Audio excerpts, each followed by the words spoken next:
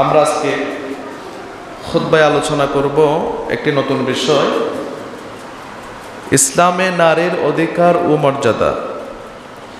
ইসলামে নারীর অধিকার ও মর্যাদা আমরা এই ব্যাপারে খুতবা রাখবো, আলোচনা রাখবো।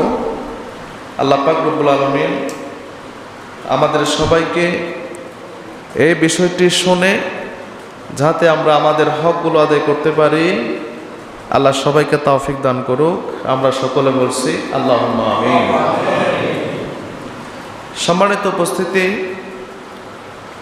আজকের সমাজে যখন নারী নিয়ে কথা বলা হয়, নারী সম্পর্কে যখন কথা আসে, বা বিভিন্ন টকশো অথবা কোনো টিভি চ্যানেলে যখন নারীকে নিয়ে কোনো কথাবার্তা হয়, আমাদের দেশে যে সমস্ত বুদ্ধিজীবীগুলো আছে তারা সব সময় ইসলামকে নারীর প্রতিপক্ষ হিসাবে কি করায়, দান করায়, নাউজুবিল্লাহ।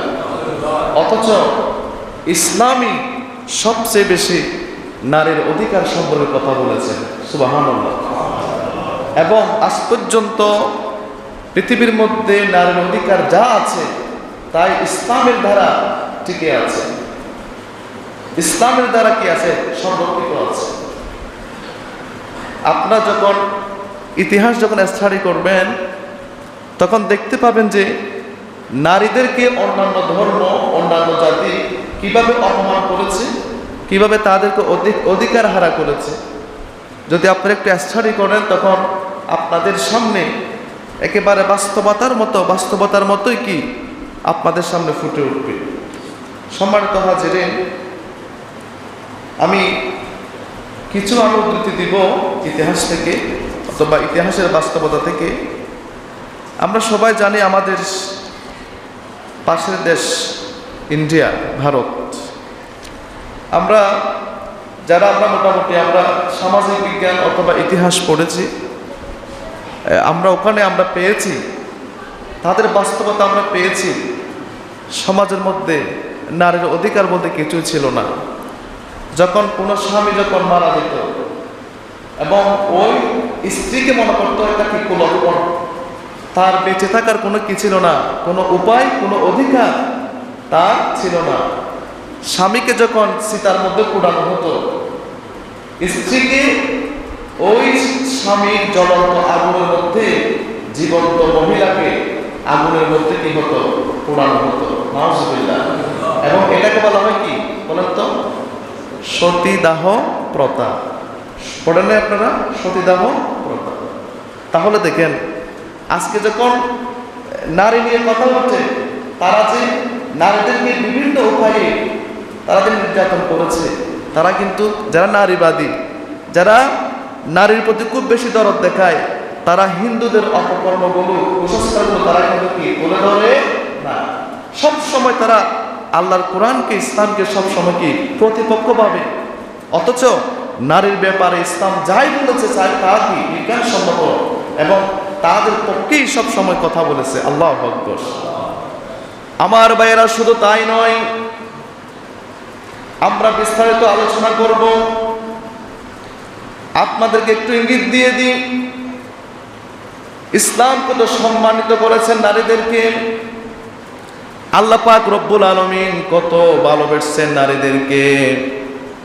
হযরত মুসা আলাইহিস সালাম আল্লাহকে প্রশ্ন করলেন, রব্বুল আলামিন, আপনি যখন কোন জনপদের মানুষের উপর সন্তুষ্ট হন, রাজি হন, তখন কি করেন? আল্লাহ পাক রব্বুল আলামিন মুসা আলাইহিস সালামকে ওহী করলেন, ও আমার নবী মুসা, আমি যখন কোন জনপদের উপর, কোন এলাকাবাসীর উপর যখন সন্তুষ্ট হয়ে যাই, রাজি হয়ে যাই, আমার বান্দা যখন আমাকে খুশি করে, আমি সে এলাকার মধ্যে আমার রহমতের বৃষ্টি নাজিল করে দিই। আল্লাহু আকবার। মুসা আলাইহিস সালাম আল্লাহকে আবার প্রশ্ন করলেন, রব্বুল আলামিন, এরপরে যদি এর চেয়ে যদি আপনি বেশি খুশি হন তাহলে কি করেন? আল্লাহ পাক রব্বুল আলামিন মুসাকে বললেন, ও মুসা, আমি যখন এর চেয়ে বেশি খুশি হই, আমি তার বাড়ির মধ্যে একজন মেহমান পাঠিয়ে দিই। সুবহানাল্লাহ। মেহমান কি আপনার রিজিক খায় নাকি ওনার রিজিকটা খায়? ওনার রিজিকটা খায়। হয়তোবা আল্লাহ পাক রব্বুল আলামিন, আপনি ভাগ্যবান, আপনার জীবন ধন্য, হয়তোবা আল্লাহ পাক আপনার ইনকামের ভিতরে ওনার রিজিকটা আল্লাহ রেখে দিয়েছেন। সুবহানাল্লাহ। আল্লাহকে আবার জিজ্ঞেস করলেন, রব্বুল আলামিন এর চেয়ে যদি বেশি খুশি হন তাহলে আপনি কি করেন? আল্লাহ রব্বুল আলামিন মূসাকে বললেন, ও মূসা, আমি যখন কোনো ব্যক্তির উপর বেশি খুশি থাকি, রাজি থাকি, তার বাড়ির মধ্যে আমি কন্যা সন্তান দিয়ে দিই। সুবহানাল্লাহ। এত সম্মান, এত ইজ্জত, এত দরদ স্বয়ং আমার আপনার আল্লাহ রাব্বুল আলামিন দেখিয়েছেন। সুবহানাল্লাহ। কিন্তু অন্যান্য ধর্মগ্রন্থে অন্যান্য জাতি নারীদেরকে শয়তান বলেছে, নারীদেরকে বলেছে এরা হচ্ছে কুলক্ষণ। এবং কিছু কিছু যেমন চীন দেশের কিছু প্রভাব, ওনারা বলেছেন তোমরা স্ত্রীর কথা শোনো তো বিশ্বাস করো না, চীনেরা এই কথাটাই বলে। এরপরে রাশিয়া, ওনারা বলে 10টি নারীর মধ্যেও একটির বেশি আত্মা থাকে না, মানে এদের আত্মা নাই। এরপর স্পেনের মধ্যে বলা হয় দুষ্টা নারীকে এড়িয়ে চলো, তবে বিদুষী নারীর প্রতি ঝুঁকে পড়ো না। এরপর ইটালির মধ্যে বলা হয় ঘোড়া ছটপটে বা অলস যাই হোক তাকে চালাতে শাবক ব্যবহার করো। আর নারী সতী হোক আর অসতী হোক তাকে ডান্ডা দিয়ে ঠান্ডা করো। নাউজুবিল্লাহ। কত অসভ্য নারীর প্রতি তারা কি করেছেন? বিদ্বেষমূলক কথা বলেছেন। আর আমার রাসূল কি বলেছেন? বিশ্বনবী বলেছেন, পৃথিবীর মধ্যে আমি 3টি জিনিস সবচেয়ে বেশি পছন্দ করি।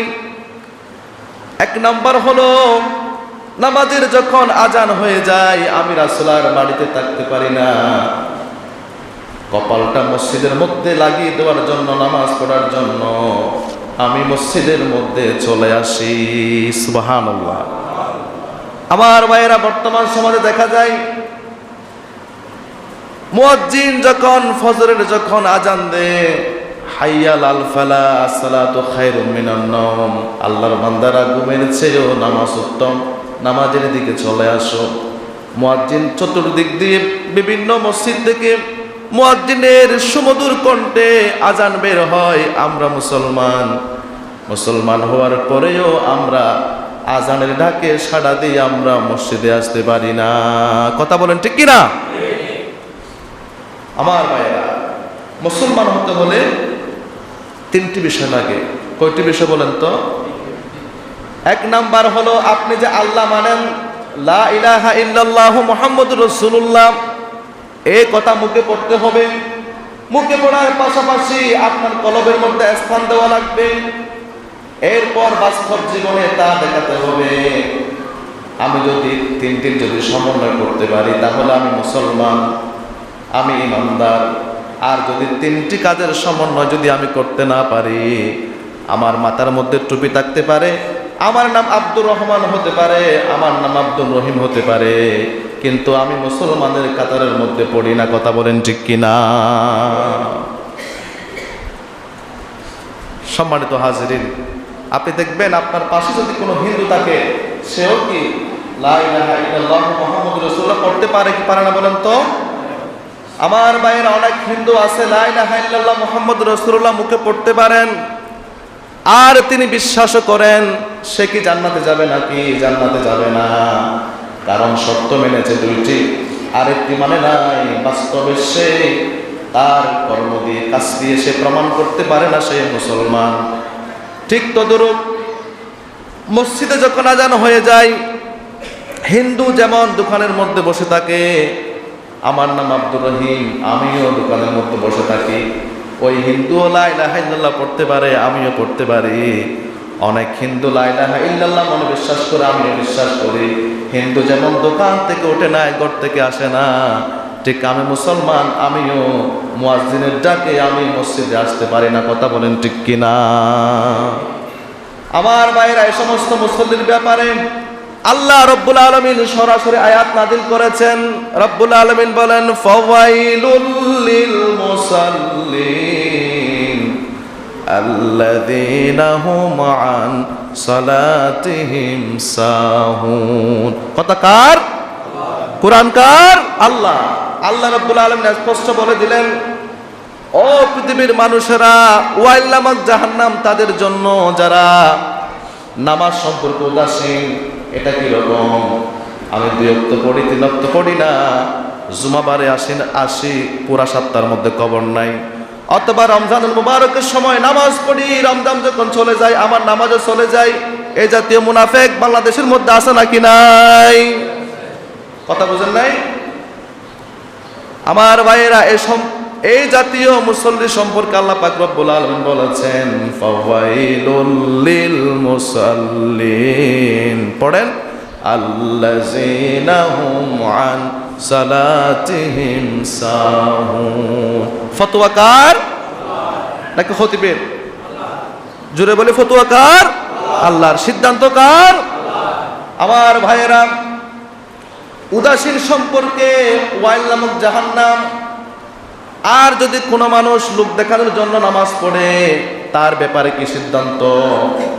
আল্লাহ রাব্বুল আলামিন তাও ফতোয়া দিয়েছেন। আল্লাহ পাক বলেছেন ইন্নাল মুনাফিকিনা ফিদ দারকিল আসফালি মিনান নার। যারা মুনাফিক, আমি আল্লাহ পাক রব্বুল আলামিন যখন জাহান্নাম দিব না, জাহান্নামের নিচতলার মধ্যে আমি মুনাফিকদেরকে পাঠিয়ে দিব। আওয়াজ দিয়ে বলেন নাউজুবিল্লাহ। তাহলে বলছিলাম, বিশ্বনবী বলেছেন যখন মসজিদের মধ্যে আজান হয়ে যায় আমি রাসূল আর বাড়িতে থাকতে পারি না, আল্লাহর শরণার্থে আমি নামাজের মধ্যে দাঁড়িয়ে যাই। সুবহানাল্লাহ। দুনিয়ার মধ্যে যে সমস্ত কাজগুলো আমি পছন্দ করি এর মধ্যে নামাজ হলো 1 নাম্বার। আর 2 নাম্বার হলো আমি পারফিউম অর্থাৎ আতরকে বেশি মহব্বত করি। 3 নম্বর, বিশ্বনবী বলতেন আমি পৃথিবীর মধ্যে সবচেয়ে পছন্দ করি আমার স্ত্রীদেরকে তথা নারী জাতিকে। সুবহানাল্লাহ।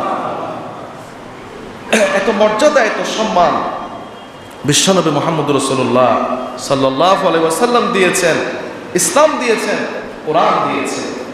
আর বর্তমান সমাজের মধ্যে কিছু বামপন্থী তারা ইসলামের বিরুদ্ধে নারীকে কি করায়, দাঁড় করাতে কি করে চেষ্টা করে। নাউজুবিল্লাহ। সম্মানিত মুসলিম